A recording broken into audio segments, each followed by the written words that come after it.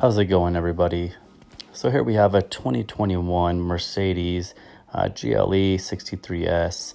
As you can see, this one has some significant damage that extends through the entire quarter panel from the bumper to where it meets the door, with the most significant amount of damage right there in the center underneath the gas cap. And you'll see we repaired this with Paintless dent repair method. No paint, no Bondo, saving this client valuable time from having to take his car to the body shop and maintaining the factory paint.